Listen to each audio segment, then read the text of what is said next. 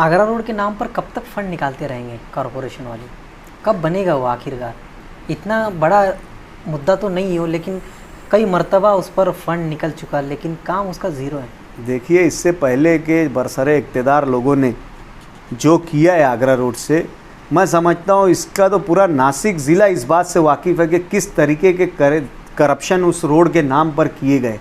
कभी वहाँ पर जालियाँ 3 करोड़ 40 लाख 50 लाख की जालियों के नाम पर टेंडर निकाल दिया जाता है, तो कभी उस पर जो है स्काई वॉक बनाने के नाम पर 4 से 5 करोड़ रुपये का ठेका दे दिया जाता है, तो कभी 20 से 25 लाख रुपया कंसल्टेंट की फ़ीस देकर वहाँ से ज़मीनी रास्ता बनाने के नाम पर दे दिया जाता है, और लाखों करोड़ों रुपया वहाँ उसके रिपेयर के नाम पर हर बार निकलता है। और ये तो यानी इतना धड़ल्ले से होता है, इतना धड़ल्ले से होता है जैसे यानी बेजिगरी से करते हैं कि हाँ हम इसमें करप्शन कर रहे हैं, इसमें हम कमाई धमाई कर रहे हैं, किसको क्या करना है कर लो।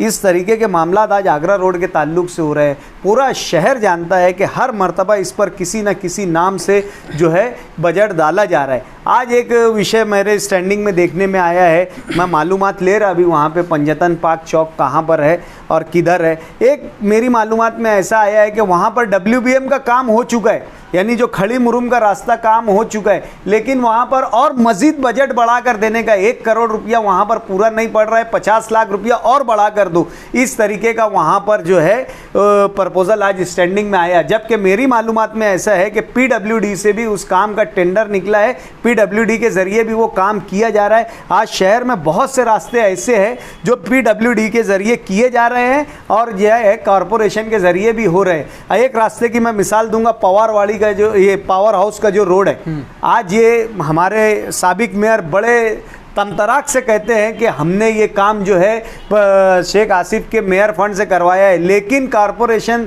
वहाँ पर दादा भूसे के फंड से भी जो है सीमेंट रोड का काम जारी है और वहाँ पर शेख आसिफ के फंड से भी डामर रोड का काम होने वाला है। इसी तरीके का मामला जो है मैं ये बखार का बता रहा हूँ, अंसार रोड, ये जो अंसार सॉमिल है उस रोड का भी एक बात बता रहा हूँ, वहाँ पर पूरा रास्ता जो है PWD के ज़रिए डामर रोड का बनाना है। इस तरीके का टेंडर निकला है, ठेकेदार MM खान वो काम कर रहे हैं और आधा रास्ता वहाँ पर सीमेंट रोड का हो चुका है। ऐसे ही अभी मुझे आज पंजतन चौक का भी मालूम पड़ा है, कुछ रास्ते जो है यानी PWD के ज़रिए शहर में बनाए जा रहे हैं और कॉरपोरेशन में उसके बिल दाखिल कर उसके बिल निकाले जा रहे हैं। ऐसी हमारी भी एक तहकीक चालू है, हम लोग हर तरफ से यानी हमारे ही मालूमात ले रहे हैं।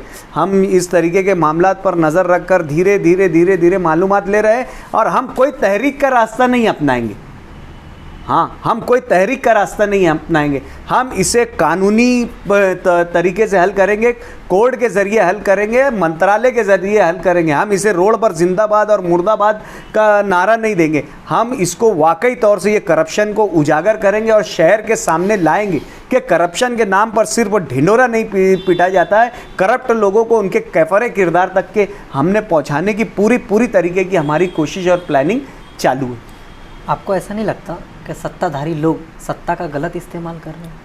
सत्ता का तो बेजा और गलत इस्तेमाल हो रहा है। सत्ता को यानी घर का, यानी कि मैं समझता हूँ घर की लौंडी समझ लिया है। आज कॉरपोरेशन को, जनरल बोर्ड को, स्टैंडिंग कमेटी को घर की लौंडी समझ लिया है और इसको अपने मुफाद के लिए यानी पूरी तरीके से इस्तेमाल किया जा रहा है। ऐसे विषय आज जनरल बोर्ड में लाए जा रहे हैं कि साफ समझ में आता है कि इसमें करप्शन किया गया है। साफ समझ में आता है कि अपने माली फ़ायदे के लिए कोई भी ज़मीन किसी को भी दे देना, किसी की ज़मीन का पैसा फ़ौरन दे देना, कोई गालों का अलॉटमेंट कर देना, ये सब क्या है? अरे ये सब चीज़ की निगरान प्रशासन है, इंतज़ामिया कॉरपोरेशन है। कॉरपोरेशन की प्रॉपर्टी की जो इंतज़ामी वो जो है निगरान कॉरपोरेशन इंतज़ामिया है। ये सब विषय इंतजामिया की जानिब से आना चाहिए, लेकिन आप देख रहे होंगे कि हर कॉरपोरेटर की जानिब से आ रहा, फला जगह इसको दे दो, फला जगह का पैसा दे दो, इसका वेतन कम कर दो, इसको वो ग्रेड दे दो, इसको ये, बस सिर्फ और सिर्फ देखो शहर के फायदे के कोई विषय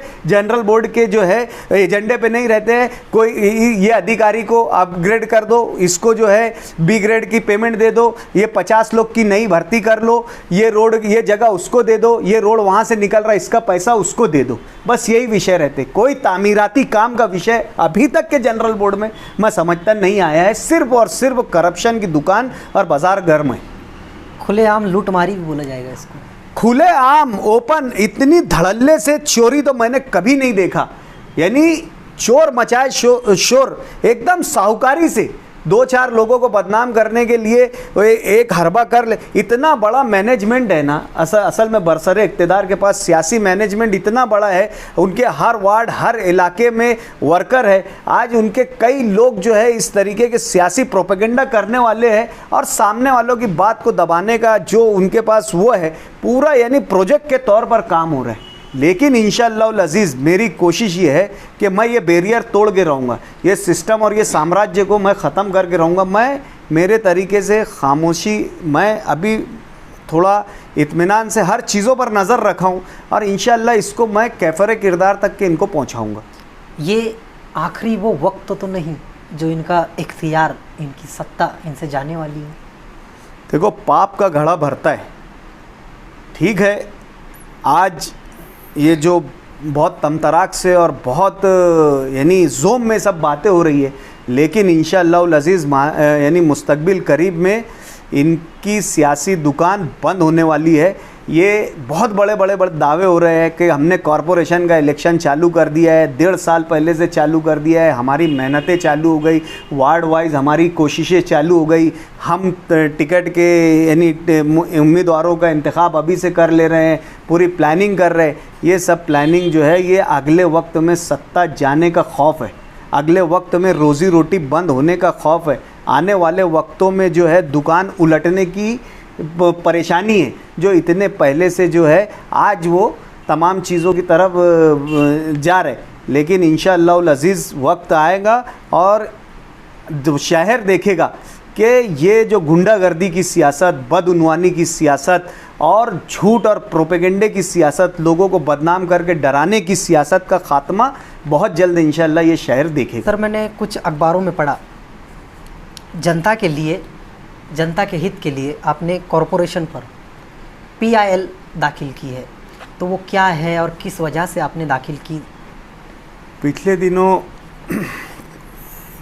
NGT में कई मामला शहर के जो है दाखिल हुए। NGT के सामने मालेगांव शहर के जो पॉल्यूशन है उसके मामला उसके भी मामले में कई NGT में दाखिल हुए हैं। मालेगांव की जो गिरना रिवर है, मौसम रिवर है, उसके ताल्लुक़ से NGT में एक मामला दाखिल हुआ है। तो इस ज़िमन में NGT के कई एक ऑर्डर्स आए हुए, तरीके के NGT के अलग अलग ऑर्डर आए हुए।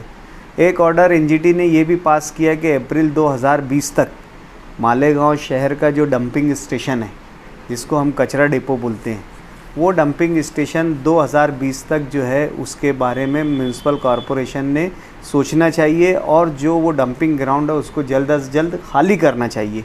उसकी वजह NGT ने ये बताया कि जो डंपिंग ग्राउंड पर जमा जो गंदगी है उसका रिसाव जो है वो गिरना नदी में हो रहा है, जिससे शहरियान की सेहत को ख़तरा लाहक है और साथ ही साथ जो है डंपिंग ग्राउंड की जो है कैपेसिटी बढ़ते जा रही है, जिसकी वजह से ताफुन शहर में भी फैल रहा है, जिससे बीमारी होने के ख़तरात शहर में बहुत ज़्यादा है। महाराष्ट्र पॉल्यूशन कंट्रोल बोर्ड ने इस बात की निशानदही NGT के सामने किया और इस बात को मद्देनज़र रखते हुए NGT ने शहरियान की हिफ़्ज़ान सेहत के ध्यान में रखते हुए, शहरियान की सेहत को कोई ख़तरा ना लाहक हो, इस बात को ध्यान में रखते हुए एक ऑर्डर पास किया कि अप्रैल 20 तक के जितने ये आपका डंपिंग जो ग्राउंड है वो बिल्कुल उसको ज़ीरो लेवल कर दिया जाए, उसका पूरा क्लियरेंस कर दिया जाए। इसके लिए जनरल बोर्ड में तजवीज़ भी रखी गई थी कि जो डंपिंग स्टेशन का जो कचरा है, जो गंदगी है, उसको किस तरीके से उठाया जाना चाहिए, इसके लिए जनरल बोर्ड में एक विषय रखा गया था। लेकिन बार बार जनरल बोर्ड ने इसको मुलतवी किया, जबकि NGT ने इस पर सख्त नोटिस लेते हुए कॉरपोरेशन को आगाह किया कि आप अगर इसको अप्रैल 2020 तक के ये मसले को अगर हल नहीं करते तो आने वाले वक्त में आपको 7 से 10 लाख रुपये का जो है आपको जुर्माना अदा करना पड़ेगा। अप्रैल के बाद से आज मैं समझता हूँ 8 से 5-6 महीना गुजर गया है। जनरल बोर्ड में आने ये 4 मरतबा ये जो है विषय को मुलतवी कर दिया गया है। आज एनजीटी के ऑर्डर के मुताबिक हमको 7 से 10 लाख रुपए का जुर्माना आयद होगा, यानी 40 से 50 लाख रुपया हमको ये कचरा जो डंपिंग ग्राउंड है, कचरा स्टेशन यानी हमारा कचरा डेपो है, ये जब तक कि हम इसको ज़ीरो लेवल नहीं करते, ग्राउंड लेवल नहीं करते, क्लियरेंस नहीं करते, जब तक कि हमको उस महीने तक के इसकी पेनल्टी बढ़ने वाली है। लेकिन कॉरपोरेशन इस बात को लेकर जो है लापरवाही का सबूत दे रही है। कॉरपोरेशन की जनरल बोर्ड इसका लापरवाही का सबूत दे रही है। हमारी मेयर मोहतरमा जो है इस विषय की संगीनी को समझ नहीं रहे और वो जनरल बोर्ड में नहीं रख रहे हैं इस तमाम बातों को, जिससे शहरियान की सेहत को ख़तरा लाक है, नदी का पानी यहाँ पर मुहलिक हो सकता है। इन तमाम बातों को बुनियाद बनाकर हमने हाई कोर्ट में जो है आवाम के मुफाद में एक रिट पिटीशन दाखिल की। महासभा के दरमियान हर मुद्दे पर, हर विषय पर आप पॉइंट ऑफ ऑर्डर क्यों ले रहे हैं बार बार? देखिए, अभी महासभा को जो है एक बहुत कमर्शियलाइज कर दिया गया है। मैं ऐसा समझता हूँ इसको धंधे की जगह बना दिया गया है। बहुत सारे विषय ऐसे गैर ज़रूरी आ रहे हैं जिससे कॉरपोरेशन का ना नफ़ा है ना नुकसान है, और ना कॉरपोरेशन में इसको बहुत ज़्यादा इंटरफेयर करने की ज़रूरत है। मिसाल के तौर पर एक विषय ऐसा आया कि हम ज़मीन की खरीदी देना। अब मैं ये बोल रहा हूँ, मैं ये पूछे मेरा पॉइंट, मैं उनसे ये सवाल अगर करता हूँ कि हम कॉरपोरेशन की मिल्कियत को बेच सकते हैं क्या, तो वहाँ पर ये सवाल आता है कि हाँ, ये कॉरपोरेशन की मिल्कियत नहीं है। जो चीज़ हमारी मिल्कियत नहीं है, जो चीज़ हमारे पर हमारा इख्तियार नहीं है, तो फिर उस चीज़ को हम ख़रीद और फ़रोख्त तो कैसे कर सकते हैं? जाहिर सी बात है, कॉरपोरेशन की इमलाक होगी, कॉरपोरेशन की प्रॉपर्टी होगी तो ही हम ख़रीद और बेच सकते हैं। जनरल बोर्ड बोलो, कमिश्नर बोलो, तो हम कॉरपोरेशन का नुकसान करने जा रहे हैं। हाँ, फिर भी हमको जो है वहाँ पर मुनासिब तरीके से जवाब नहीं दिया जाता है। इन सब बातों को लेकर हम एक पॉइंट ऑफ ऑर्डर, ये चीज़ होती है कि ये एक कानूनी पहलू होता है। पॉइंट ऑफ ऑर्डर के ज़रिए ये कानूनी तौर से ये सवाल हम प्रिसाइडिंग ऑफिसर से करते हैं कि जो काम आप करने जा रहे हैं ये कानूनी तौर से सही है या गलत है। अगर उस पर प्रिसाइडिंग ऑफिसर या तो उसको रिज़र्व कर ले, कानूनी मालूमात लेकर दूसरी मीटिंग में इसको बताए, या फिर उसको रूल्ड आउट कर देवे कि नहीं, ये जो हो रहा है काम ये कानूनी पहलू से, कानून के दायरे में रह कर हो रहा है, तो ये चीज़ें रहती है। इसके लिए जब हम हमारी बातों को सीधे तरीके से यानी समझने की कोशिश करते हैं, प्रशासन से कोशिश करते हैं कि इंतज़ामिया हमको आसान तरीके से समझाए, जब नहीं मान रही तो हम हमारे हक़ का इस्तेमाल करते हुए पॉइंट ऑफ ऑर्डर ले रहे और उसको जो है कानूनी तौर पर कानूनी बहस का हिस्सा बनाकर और उससे कानूनी पहलू में आगे हम क्या कर सकते हैं, इन सब बातों को मद्देनज़र रखते हुए हम हर मीटिंग में है जो वो पॉइंट ऑफ ऑर्डर ले रहे हैं। और जब ये प्रोसीडिंग आएगी और इसका जवाब अगर कानूनी तौर से नहीं दिया गया होगा तो हम आगे भी फिर जो है इसका कानूनी रास्ता इख्तियार करेंगे। आपके पॉइंट ऑफ ऑर्डर पर मालेगांव महानगर पालिका जिम्मेदारी से ध्यान दे रही है क्या? लेकिन हम पॉइंट ऑफ ऑर्डर ले रहे हैं। अब ये है कि जब ये जो प्रोसीडिंग जो लिखी जा रही है, ये जो मिनट्स बुक्स में लिखे जा रहा है, वो हमारे पॉइंट ऑफ ऑर्डर को किस तरीके से प्रशासन ने और मेयर ने इंटरप्रेट किया है और किस तरीके से उसका जवाब दिया है, जब प्रोसीडिंग आएगी और जब समझेगा, जब समझेगा, अगर उन्होंने हमारे इस कानूनी नुक्ते को गलत तरीके से यानी वो किया होगा और उसका जवाब हमारे को मुतमईन बख्श नहीं दिया होगा और इसको नज़रअंदाज किया होगा, तो हम इसके लिए कानूनी लड़ाई लड़ने के लिए तैयार है। हमारी पूरी तैयारी है।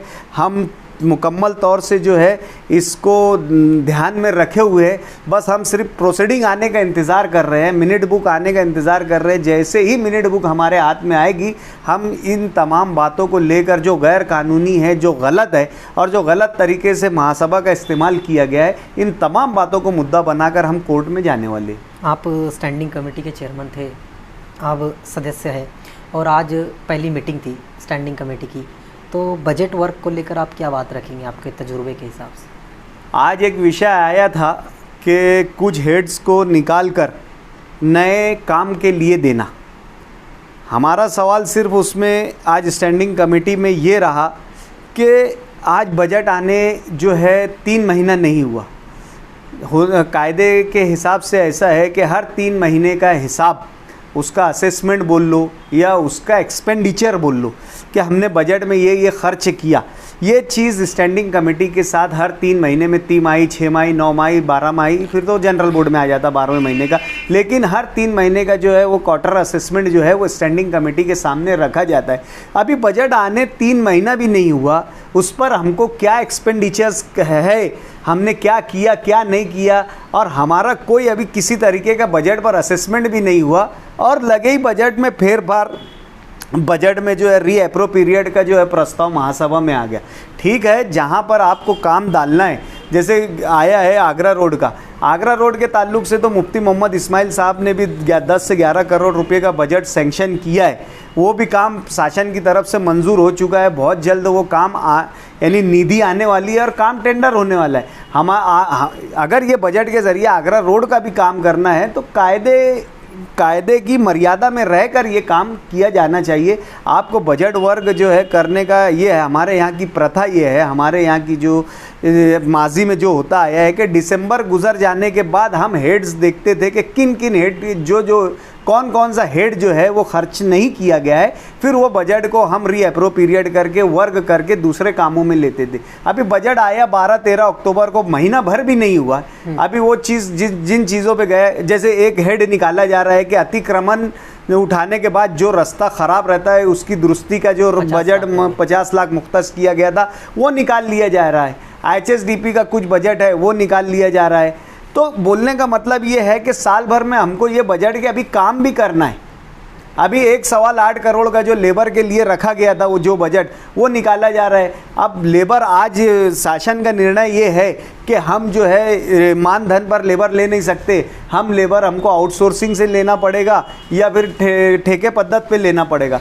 अब अगर साल भर हम लेबर नहीं ले पाए और आगे आने वाले वक्तों में कोई डिस्टर्बेंस हो, अगर साफ़ सफाई में बोलो या कॉरपोरेशन का निज़ाम चलाने के लिए हमको लेबर अवेलेबल नहीं रहे, कोई कानूनी पहलू अगर उसमें आ गया तो हम एक बड़े क्राइसिस से गुजरेंगे, एक बड़ी मुसीबत से गुजरेंगे। तो मेरा सिर्फ आज की बजट में जो बजट वर्ग का जो विषय आया था उसमें सिर्फ यही बोलना था कि आप कानूनी पहलू मालूम कर लीजिए, क्योंकि ये मसला जो है संगीता दाहेगुड़े मैडम के टाइम से चल रहा है कि लेबर आउटसोर्सिंग से लेना चाहिए या मानधन से लेना चाहिए। तो शासन का जो निर्णय है वो लेबर हमको बाहर से ही लेना है। अब जब बाहर से हम कब लेंगे, जब उसका बजट हमारे पास रहेगा। अगर हम वो बजट ही वर्ग कर दिए, वो बजट ही हम ख़त्म कर दिए, तो आने वाले वक्त में जो लेबर की ज़रूरत कॉरपोरेशन को है वो तो हम ले ही नहीं पाएंगे। तो साल भर जो है हमारा मुतासिर हो सकता है। मेरा सिर्फ इतना ही इस स्टैंडिंग कमेटी में बोलना था कि आप पहले कानूनी मालूमात ले लीजिए कि हम ये बजट को खर्च कर सकते, ये वर्ग कर सकते हैं या नहीं कर सकते।